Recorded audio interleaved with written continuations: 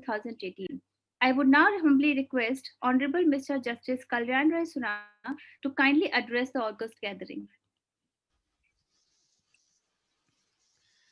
A very good morning to all of you. At the outset, I begin with thanking the organizing committee to have invited me in this August gathering. Special mention is made to Mr. Sanjay Kumar, the conference chairman. In an August gathering where, except for me, all the other speakers, namely Honorable Mr. Justice Rajesh Bindalji, Honorable Mr. Justice Brother Ujjal Bhuiya, Honorable Dr. Justice Mrs. Anita Sumant, Honorable Mr. Justice Piyush Agarwal, and Honorable Mr. Justice Brother Soumitra Saikia are erudite and thus enlightened. And if I am permitted to say so, they are authorities on their own right.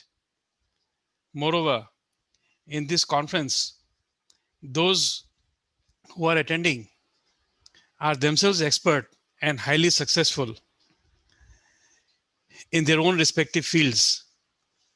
Placed with such a learned house full of luminaries, I recall a very old advice that I had received, which is in a conference of learned men and women, I can maintain a facade to appear learned till such time I open my mouth.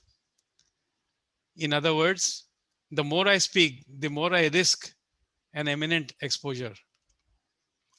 The theme on which this conference is being held is about challenges to the tax professionals post COVID-19.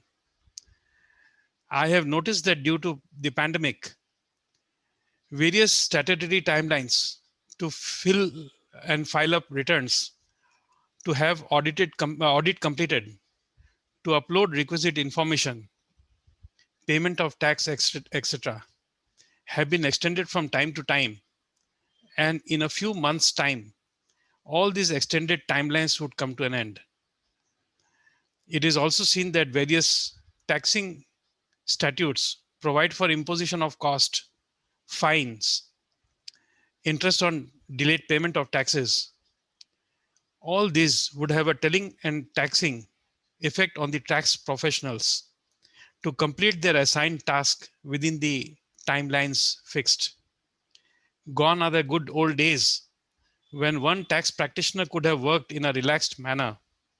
Now he has to be tech savvy by not only knowing how to operate computers and other electronic gadgets and devices, but he must also know how to operate on various official portals and programs.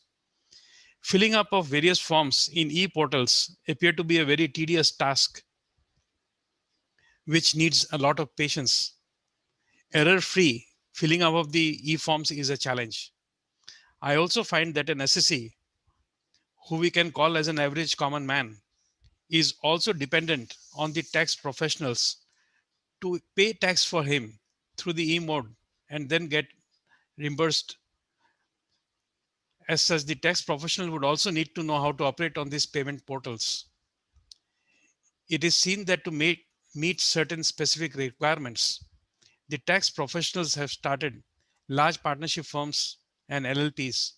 Managing these large-scale operations is itself a challenge for a tax professional in this COVID-19 situation.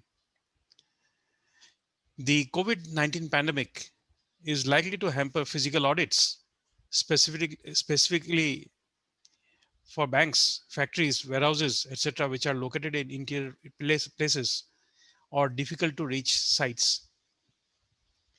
I hope that this conference would definitely solve all these issues in course of your deliberations, which would be immensely beneficial to all your members. And in this respect, I wish this grand success. Considering myself to be a student of law, I take my seat to gain knowledge from the wisdom that would flow from my honorable brothers and sister and other learned speakers. I thank all of you to have invited me to this conference, and therefore I am obliged with the love and affection which you have showered on me.